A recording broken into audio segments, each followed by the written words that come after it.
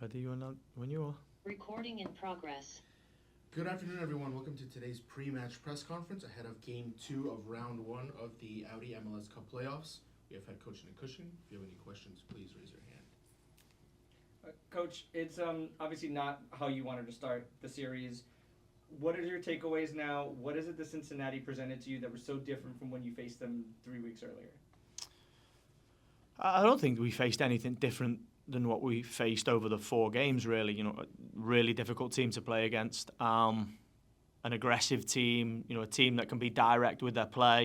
You know, the game that we played was the game that we expected. Now, it's a difficult place to go. So, for us this week was about going through the game, was about making sure we know exactly what we got to do now, right? You know, it's a typical playoff game. We have to win to give ourselves a chance to advance. So, you know, there's areas of the game that we know we can be better. There's areas of the games that we felt, you know, absorbing some pressure and being under pressure. But there's some simple things we have to put right. And first and foremost, we have to go into it with the belief. 3-game series, you're in a must-win situation. It sounds like you're very confident that if the team executed better, you would have gotten the result. Are you nervous that maybe you're giving your hand a little and saying, hey, we're going to probably play the same way, just try to do it better? But whether we are or we aren't, what people perceive we're going to do ultimately, you know, we have a game plan that we believe will give us the best chance of winning the football game. That we have to win. And there was elements of that game that we have to retain because our identity is our identity. The belief in what we do is solid in our dressing room. In those moments, we have to execute better. Now, will we change certain things? Of course we will, right? We're playing in front of our people. We know that we've got everybody behind us. We know that if we play our best football and we do the things that we believe will help us win right, and we do it with high intensity, we've got a great chance of winning. So, you know, my confidence in the team and the group to execute a win is always there. And it comes from the honesty when we don't win in how we approach the next game and the reaction we show. So it's a must-win game. Team this week has been really hungry to put it right. This best of 3 series is rather unique. This is your first experience with it. It started last year. What are some of the complications or issues that you've noticed with it that make it a unique experience? I don't think that, you know, I think ultimately when you go through all 3 games, you can then look back at it and think, you know, what did we do well, what did we not? Ultimately, the only deciding factor of whether you did well or not is whether you go through, because it's about playing winning football now. Now, you know, we probably didn't play the best game that we can play, and we came out of it on a 1-0 defeat in the small areas that we have to fix. But when I look at how hard we fought, when I look at how we approached the game in the sense of the desire to win and the hunger to progress, it was definitely there. We have to create more. We have to make sure that when we do create more, we execute better, and we have to make sure we don't give away a sloppy goal. Now, this is part of, you know, playoff football. It's a tight game, and we fell the wrong side of a tight result. Now we have to make sure that we fall the right side. Onto the Zoom, Chris.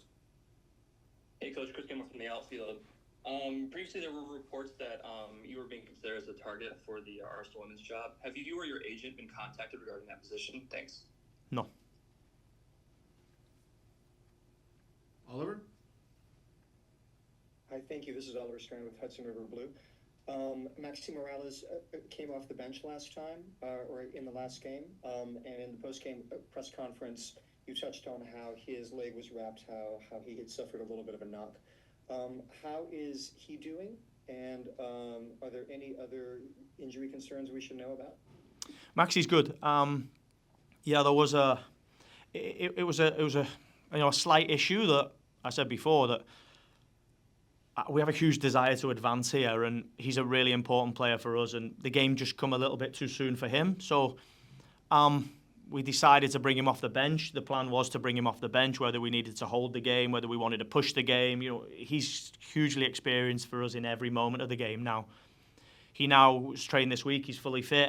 Everybody else is fully fit. So for us, we've got a full roster to pick from, and I've said before, it's the most difficult part of my job, right? Picking a team that's going to go win when you have the hunger and the desire of everybody that wants to contribute. I'm sorry, just a quick follow-up. By a full roster, do you also mean Malachi Jones? No, well, we obviously got Malachi out. He's on a long-term injury, and we have Tavon out on a red card. But everybody else is fit to select from. I just didn't put Malachi in because we spoke about him consistently being injured. Nature of how NYCFC handles media, we don't get a chance to really talk to you after the season's over. We're not sure when I'm going to have this opportunity to ask the question, so I'll ask it now. Legacy. What did you think your legacy would, how did you perceive you wanted your legacy to be written when you looked at this, taking this job, and where do you think you are now? Yeah, I've said before, I have certain dreams. I love the game, right? So you build certain dreams in, like, conference finals in New York and being able to deliver trophies. All through my coaching career, I play to win and always have. I want a team that can win championships, and I've done that everywhere I've been, right? And as the assistant coach, we won the championship. My interim, we won the Campeones Cup. We play for the Hudson River Trophy, and it's important for me to win. That is no different with this team, right? Now, there are steps to success, and last year taught me that more than ever. This year, I had a huge desire to be a team in the postseason, because when you're in the postseason, you can play to win then. And we got there. We're disappointed that we didn't get fourth. I am. But the reality is we were one game off 4. So in my opinion, when I look at the team and I look at the season, we're in and around 4 to 7 in how consistent we are, in the performances that we put in the way that we play. Now, my aim is to get this team into 3 to 1. And they are the steps to success. I think the improvement we've showed this year has been good enough in the sense of my patience and impatience to win. Now, this is about now concentrating on playoffs and playing to win and make a run in the postseason. In the off-season, it'll be about how do we accelerate the improvement of this team to get it in that top 3. You look across Miami, Columbus, Cincinnati, they've been consistent enough to put enough points on the board to get in that top 3, to get home playoff games, to push the league position. And my full focus is on that. The legacy that I want to leave is, when I leave, is a championship team, and I will fight as hard as I can and work as hard as I can to produce that for New York. Back to the Zoom, Chris. Hey, Coach Chris Campbell. You have a must-win game Saturday night at Citi Field, potentially the last home game of the year for the club, whether or not you win or lose. Any message for the fans ahead of Saturday's match? Yeah, I think, we're disappointed we didn't deliver 2 home games in the playoffs, but the reality is we are where we are. We have this home game that is a critical game for us to give ourselves a chance to advance in the postseason. Now, the other side of it is we love playing at home in front of our people. I said post-game. Irrelevant of what happened in Cincinnati, we're now playing in front of our people, and that is where we play our best football. But we need everybody behind us. The players are incredibly hungry, have a huge desire to win this football game and to make sure that we win the game with our people. So they've been amazing all season. I can always go back to the Miami game. That was an incredible... It's actually interesting because the Miami game in Yankee Stadium was an amazing game in front of our fans. Our fans delivered so much for us.